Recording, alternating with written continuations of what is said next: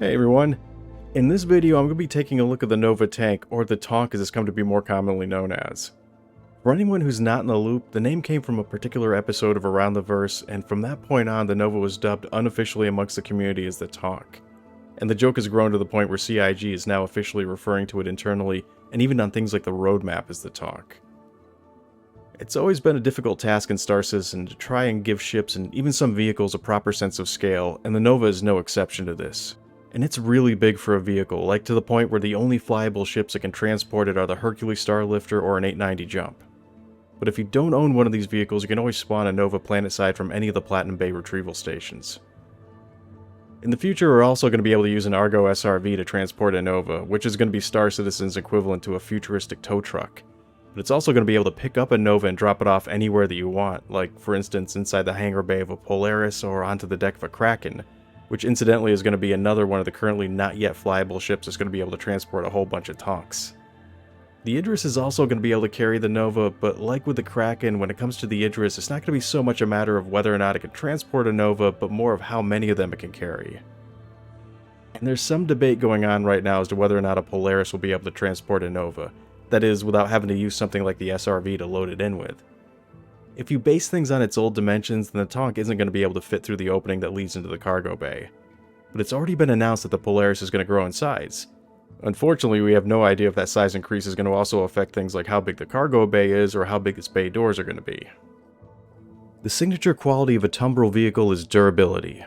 This is mainly due to the proprietary Corlock armor that all their vehicles are covered in. Corlock armor is made out of a blend of composite titanium alloy combined with overlapping layers of depleted uranium plating. And the Nova is the most heavily armored vehicle that Tumbril's ever constructed. Its plating is so thick that it fits under the heavy category. In addition to the armor, the Nova also has an energy shield that acts as a second skin that an enemy needs to break through before they can even get to the armor. The Nova only has one entrance, which is through a ramp that's located in the back of the vehicle. And as soon as you step inside, you'll see a group of components mounted onto the right wall and another group of them that's been mounted onto the wall across from it. The Nova's had a few changes done to the number of components that it has. Originally it was slated to have a single size small component controlling each of its various functions. But now it's been outfitted with 3 size 0 shield generators, 3 vehicle size power plants, and 2 size 0 coolers. And since on average 3 vehicle size components equals a single small one, the total amount of power and shielding that it has hasn't changed. The only real difference is that, like with the Vanguard, it now has a series of redundancies in its components loadout. There's a narrow walkway that runs down the left side of the vehicle's interior that leads to the cabin in the front.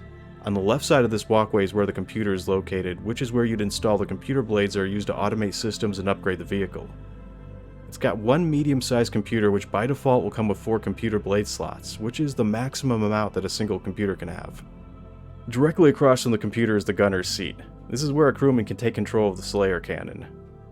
The walkway ends with a set of 2 seats where the driver and the turret operator are situated, and a third set of components can be found mounted onto the back wall that's right behind them.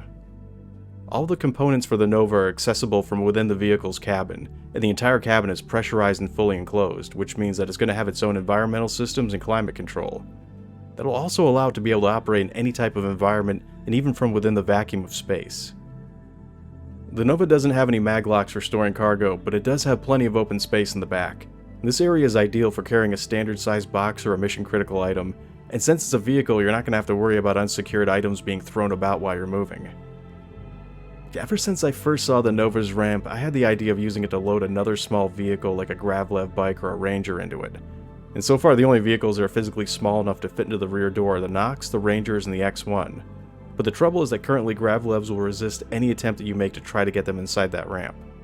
I even tried to get a Greycat buggy in the Nova, but the tires are just barely too wide to fit into the entrance. The Tonk has 3 crew positions: the driver, the turret operator, and a main gunner. The seat on the left is the driver's position, and their job is to do just that. They control the Nova's movement, and they can reorientate what direction it faces in. The max speed of the Nova is rated at being roughly around 20 meters a second. One unique feature of the Nova is that it handles just like a traditional tank, which instead of using 4 tires, it rides on 2 independently operating tracks. And when one track is moving faster than the other, it will cause the tank to spin either clockwise or counterclockwise. The greater the difference is in the rotational speeds, the faster the tank will turn. And just like with an actual tank, it has a 0-point turning radius. The view from the cabin makes the Freelancer's view feel like it's wide and open in comparison, but this doesn't bother me in the least. In fact, it actually adds to the immersion factor. It's a tank after all, and it's not meant to have a wide open view. It may seem more claustrophobic, but it also makes me feel like I'm driving an armored beast. And if you don't like the first-person view, you can always switch to the third-person camera. I generally like to switch between its different view modes depending on the situation. When it comes to its maneuverability, the Nova can feel very floaty at the moment, and it has a tendency to slide like a Tokyo drifter. At least it did when I first started driving it, but after you get used to how it moves, you can quickly start to learn how to make those oversteering mechanics work to your advantage.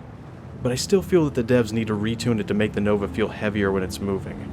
It should drift less, and should be able to stop a lot easier than it currently does. It should also be better at performing small, more controlled movements. But I should also add as a disclaimer that no ship or vehicle's handling has ever remained the same as it was after first being introduced into the game, and I'm sure that the Nova is going to be no exception to this rule. The seat to the right is officially referred to as the support station, and its operator has control over the secondary remote turret. This turret is outfitted with a pair of Panther repeaters which can be removed and replaced with any other size 2 weapon. One thing that I like about this turret is that it has all the same features that a ship's turret has, including the gyroscopic control, which means when the main turret is moving, it won't turn your guns as well, so you don't have to worry about it messing up your shot while it's moving around. The remote turret's weapons are inherently gimbaled, so you have the option to use the gimbal assist feature when firing it, or you can fix the weapons or manually control it. And if you don't like the cramped view from the cabin, you can always look through the turret's camera, which gives you a wide open view of the surrounding area. This turret also has the ability to turn and fire in any direction around the Nova. The only downside to this turret, and the Slayer cannon for that matter, is they both have a minimum angle that they can fire down at. And I'll show you what I mean by that. This is as close to the tank as the turret can fire, so if anyone gets closer than this distance away, they won't be able to shoot at them. So coordinating your movements with a gunner is going to be a necessity when it comes to close quarter combat. If a target gets within that threshold range, then your best bet is to either have the driver back off enough so that you can target them, or just use the tank to run them over.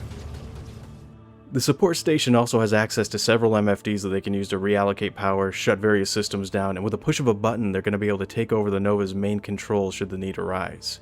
So if you did that, the support station would end up having all the same controls that the driver previously had access to. The third seat is referred to as the gunner station or as the main turret operator. From here, the gunner can take control over the tank's long-range ballistic Slayer cannon, and if you enter the remote turret, you'll get a full 360-degree rotating view of the surrounding area. The Slayer was originally a size 4 weapon, but it's since been upgraded to now be the equivalent to a size 5 ballistic cannon. It's been fully integrated into the vehicle's chassis, which means that, at least for now, you can't remove it or replace it with something else. It will, however, be able to use different types of ammunition, and its ammo box can currently hold 40 extra shells.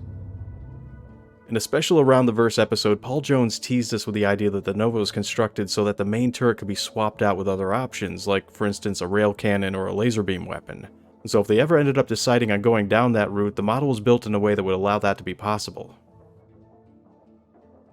So if there's 3 stations on the Nova, then can you solo it? And if so, then how effective would it be if you did? The short answer to that is yes, and it's very effective. By default, the driver controls the Nova's countermeasures, the Firebug missile launcher, and the Slayer cannon. The only thing that they can't operate is the secondary remote turret, and honestly, if that's what the trade-off is going to be, then so be it. The driver can also access the Slayer's remote camera, giving them a third viewing option while they're driving. When you're in this mode, the driver can independently turn the gun in a full 360-degree circle while they're driving the tank. That way you can keep moving in one direction while firing the turret in the other. Another really handy thing that the turret can do is if you ever find yourself on your side, then you can use it to push off the ground and realign yourself back onto your treads. I've had to do this several times already now, and it really makes me wish that the other vehicles also had this ability. The Firebug is an energy-based missile launcher that doesn't need ammunition. This unique self-charging launcher fires a cluster of compressed energy that separates before impact, and the multiple detonations that it causes are extremely effective at overloading shields. The Firebug missiles are considered to be size 2 missiles, and the Tonk will come equipped with 24 of them. The rate that they regenerate at and how much extra stress this is going to put on your power plant are all unknown factors at this time. Currently, the Firebug isn't available for the Tonk, but in the meantime it's been equipped with size 2 conventional missiles that are powerful enough to take out a Talon with a single hit. One last thing that the pilot has control over is the Tonk's countermeasures. They're positioned in a circular pattern along the main turret and can fire off simultaneously in all directions. These countermeasures are basically the same thing that ships use and are incredibly effective at warding off incoming missile fire, so they can be used to protect not only the Nova but any other vehicle that's around it. So what use is a tank going to be when it comes to modern warfare? The idea that the devs presented to us is that the tank would be used as part of a frontline assault to destroy any anti-air defenses that a base or outpost would use to fend off any attacking ships with. So a tank would act as the tip of the spear for the ground forces that would move in and be responsible for taking those defenses out. Tanks can also be used to attack a base that was protected by some kind of natural formation, like a cave whose entrance was too small or built deep enough to keep enemy aircraft from reaching it.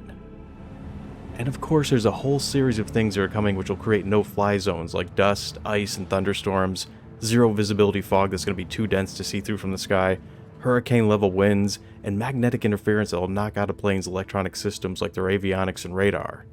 All these hazards are going to make it impossible to try and use an aircraft to travel within them, so if you want to attack a target that's located in one of these areas, then you're going to have to stage a ground assault in order to do so. When it comes to ground-based assaults, the Nova was built to be the phalanx. Its heavy armor and second skin shielding was designed to make it a bullet sponge, while its countermeasures are going to protect it and any surrounding support craft from the one-hit kill potential that missiles have. And its rechargeable missile ordnance can return fire on any craft that tries to attack it from above. The Nova was designed to take the lead in combat, while the Cyclones were meant to be scouts and support for larger vehicles like the Nova.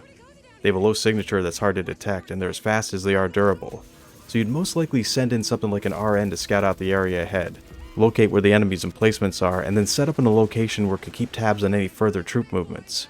While the TRs and the MTs would keep close to the Nova and take out any small, faster enemies that try and rush it, and the standard Cyclone could be used to run extra cannon ordnance out to the tank for a much-needed resupply. The Tumbril Nova was put into service during the Second Tavaran War and was specifically designed to replace the aging DX-20. It was also the first vehicle that was able to bring down a Tavaran strike ship by itself. Most of its success was due to the unique weapon systems that it carried, one of which was a newly developed Firebug missile launcher which was hand-tailored to counter the advantages that a Tavaran ship had. The Firebug was the first missile system that didn't require ammunition. This was important because a common tactic that was used by the Tavarans was to send in their stealth ships to shut down enemy supply lines. And once they were cut off, they'd keep wearing down their enemy's defenses until they just couldn't hold out anymore. The Novas that were outfitted with the Firebugs didn't need a supply drop to refill their missile silos, and as a result they could just keep holding the line for as long as they needed to. Tavaran ships also relied heavily on their shields, but once those shields were down, they were easily taken out. The Firebugs were extremely effective at overheating their phalanx shields, which then left them vulnerable to being shot down by the Nova's Slayer cannon. The Tavarans started referring to the Firebugs as Wraithfire, and this weapon ended up being so effective against their ships that it became the deciding factor in a number of battles, including the now famous Battle of Corin Pass. Another interesting bit of history is that the Marines who fought side by side with the Nova tanks often referred to them as roaches. This is because they were big, ugly, and were almost impossible to kill. Well, that's going to be it for this review of the Tumbril Nova. I'd like to thank everybody for liking and subscribing because it really helps the channel to grow, and I'd also like to thank all my patrons for their support because if it wasn't for them, I wouldn't be able to put the time and effort that I do into making these videos. Thanks for watching, and take care.